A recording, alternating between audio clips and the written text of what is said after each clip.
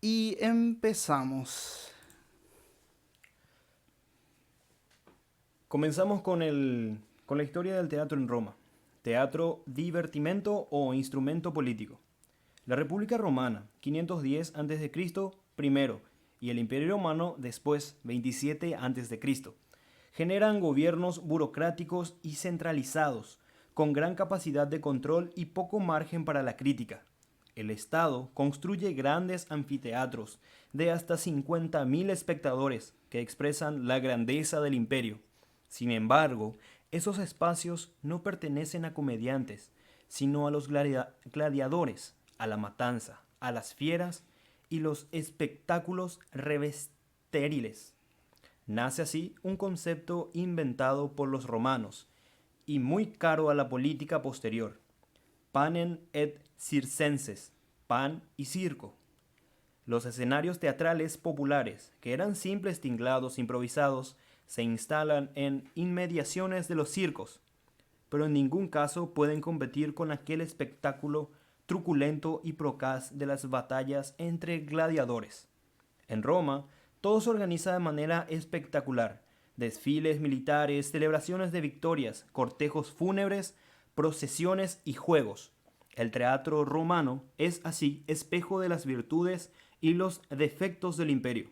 Casi nunca trepa al estadio del arte. Solo se conforma con ser un gran negocio.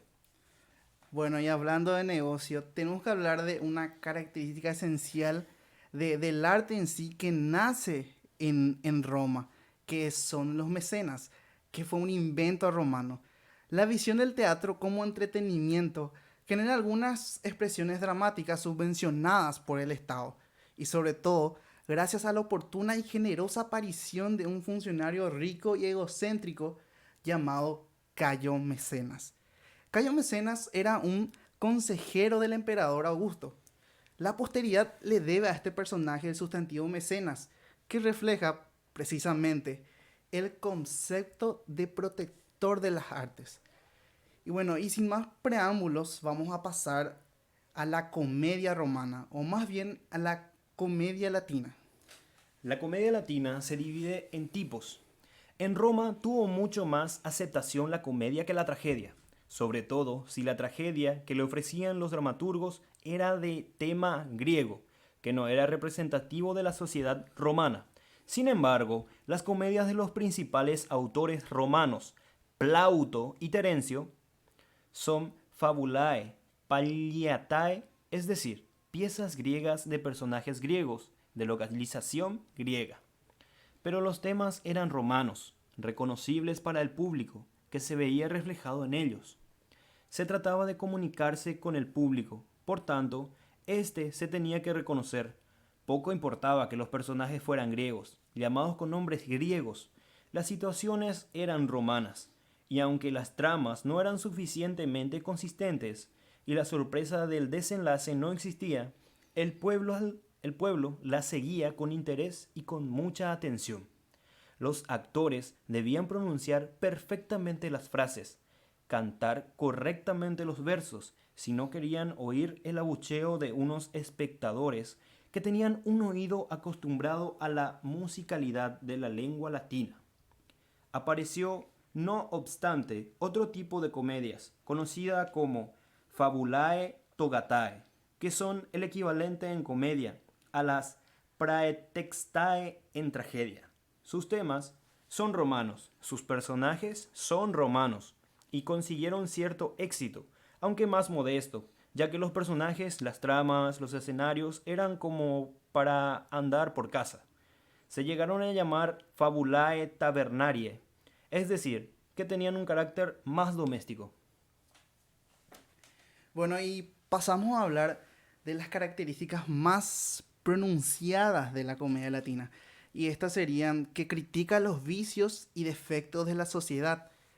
Luego, que en la vida privada las relaciones amorosas tienen mucha más importancia. La trama suele complicarse con raptos y el papel del coro pierde importancia, a diferencia del teatro griego donde era muy importante. Otra característica fundamental de la comedia latina son los personajes que había en las mismas, que siempre, vamos a decir que estaban presentes de alguna o de otra manera, como protagonistas, personajes secundarios, etcétera. Y podríamos citar los viejos, los jóvenes, el esclavo astuto, el traficante de esclavos, el parásito, las mujeres. Y bueno, estos personajes se ven claramente, no todos, pero varios se notan claramente en las obras de Plauto y Terencio. Bueno, y ya que hablamos de Plauto y Terencio, hablemos un poco de la biografía de estos autores. Hablemos de Terencio. Terencio fue un esclavo africano que logró acumular una gran cultura y triunfar en el teatro. Murió a los 35 años en un naufragio cuando hacía una gira por Grecia. Los asuntos de sus comedias son parecidos a los de Plauto. Equívocos de enamorados, argucias de esclavos. Pero Terencio aspiraba a agradar a la gente culta, un poco menos al pueblo. Por ello, en sus comedias hay más reflexión, más refinamiento en el lenguaje y una más precisa caracterización psicológica de los personajes. Su lengua y su estilo siempre fueron tenidos por un modelo de clasicismo, vamos a decirle, y su obra siempre fue más leída que representada. Escribió comedias como La suegra y Los hermanos. Influyó mucho en autores modernos como Fernando de Rojas, autor de La Celestina. Pasemos a hablar ahora de Plauto, que fue el comediógrafo, vamos a decirle, más famoso de Roma. Bueno, Plauto fue un comediógrafo latino. Nació en 254 a.C. y falleció en el 184 a.C. En su infancia fue un soldado y comerciante con muchos viajes por el Mediterráneo. Empezó a escribir para divertir al público. Trabaja con personajes, vamos a decirle, estereotipados, que repite constantemente. El astuto esclavo doméstico, el soldado fanfarrón, el viejo verde, y etcétera. Utiliza una lengua de gran riqueza y colorido, con lo que nos transmite las ideas y le habla directamente al pueblo. Las obras más conocidas son La comedia de la olla, de la que vamos a hablar después, Anfitrión y Miles Gloriosus, el soldado fanfarrón. Bueno, y pasemos directamente a la obra La comedia de la olla de Plauto. Acá mi compañero le va a hablar un poco del argumento general de la obra. Hablando un poco del argumento, Euclión es un anciano con una hija casadera llamada Fedria. La obra comienza con un prólogo que trata de cómo encuentra Euclión en su casa una olla enterrada que está llena de oro y cómo se obsesiona con guardar el oro de amenazas reales e imaginarias, sin que lo sepa Euclión. Fedria estaba embarazada de un hombre joven llamado Licónides. Euclión está empeñado en casar a su hija con su vecino rico, un anciano llamado Megadoro, que resulta ser el tío de Licónides. Licónides confiesa a Euclión que es padre de Fedria. El esclavo de Licónides logra robar la olla ahora notoria de oro y se enfrenta a su esclavo sobre el robo. En este punto el manuscrito se interrumpe. De sobrevivir a los resúmenes de la obra, sabemos que Euclión finalmente recupera su olla de oro y se lo da a Licónides y Fedria, que se casan con un final feliz.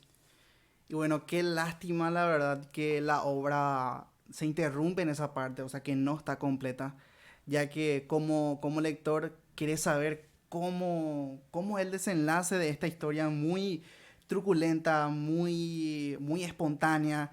Y vamos a decir que el personaje de Euclión es un personaje muy clásico y caracteriza muy bien lo que es la comedia romana. Es un viejo fanfarrón, paranoico y que ama todo su dinero y que a su oro y que no deja ni un momento que nadie se le acerque. Y es muy curioso ver y hacer un paralelismo con estos arquetipos de personajes que veíamos ya antes en este tipo de comedia antigua y los personajes que vemos ahora en las comedias actuales.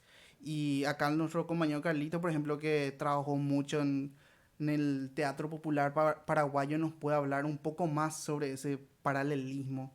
Bueno, hablando del paralelismo entre el teatro popular y el teatro romano. Aquí en Paraguay, por ejemplo, la mayoría que llegamos a asistir a obras de teatro populares están generalmente los mismos personajes que solemos ver en diferentes obras de diferentes autores paraguayos. Por ejemplo, el borracho, la ama de casa, la vecina chismosa, la criatura, el niño. Y bueno, son personajes los cuales siempre están en el folclore paraguayo. Es decir, que el teatro de ese tipo de género, el teatro popular, siempre se nutrió de lo que está en su ambiente, lo que está en su alrededor. Así que ese es el paralelismo que podemos tener con el teatro romano y que podemos decir que ese tipo de características siempre están ahí en este tipo de teatro. Y cabe destacar también que esta comedia, o sea, que este tipo de comedia popular, vamos a decirle, siempre también tiene un mensaje más allá de lo cómico, algo social, que tal vez así superficialmente, cuando hacemos una primera lectura, no nos damos cuenta de la magnitud de lo que está criticando esta obra. Por ejemplo, cuando lees La Comedia de la Olla, en la primera lectura es una lectura así de a primera vista, te reís, pero luego en la segunda te das cuenta de esa sutilidad, de ese sutil em, de que cómo criticaba a la sociedad romana de ese tiempo. Y bueno, y esto es lo que más caracteriza a Plauto. Y Terencio, por su parte, que era un poco más para la gente culta, vamos a decirle. Y bueno, ese análisis breve es lo que sacamos nosotros de esta lectura de la Comedia de la Olla, pero es obligatorio, o sea, si te querés ahondar mucho en este tema, tenés que leer varias de estas obras y todas están disponibles por suerte.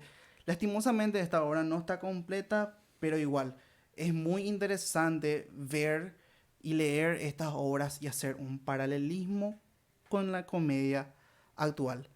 Y como epílogo a este recorrido, no está de más ver cómo varió la consideración de nuestros dos protagonistas de este capítulo, Terencio y Plauto, con el transcurrir del tiempo. No será hasta el Renacimiento del siglo XII y sobre todo ya en el Renacimiento del siglo XV, cuando la obra de Plauto vuelve a ser valorada en su justa medida. Se multiplican las adaptaciones y las representaciones de la obra de Plauto, sobre todo en Italia. También en España encontramos autores muy influidos por la comedia plautiana, hasta el veto expreso de Lope de Vega. En cualquier caso, ambos autores influenciarían en gran medida en el teatro moderno, y más en concreto en las figuras de Shakespeare, Molière y Calderón de la Barca, que son grandes nombres del teatro universal. Y bueno, fue un poco breve nuestro capítulo, pero es esto lo que más pudimos sacar lo más importante, vamos a decir. Y bueno, agradecerles de nuevo por estar aquí con nosotros y recordarles que en breve nuestros capítulos van a estar disponibles también ya en Spotify y en nuestro canal de YouTube, Angañé Teatro. Y bueno, muchísimas gracias, Carlitos, por tu participación. Gracias a todos los que se conectaron para escucharnos este día. Y entonces este fue nuestro breve aporte para ustedes sobre la historia del teatro romano. Muchas gracias. Y bueno, les esperamos la próxima semana con otro capítulo. Muchísimas gracias.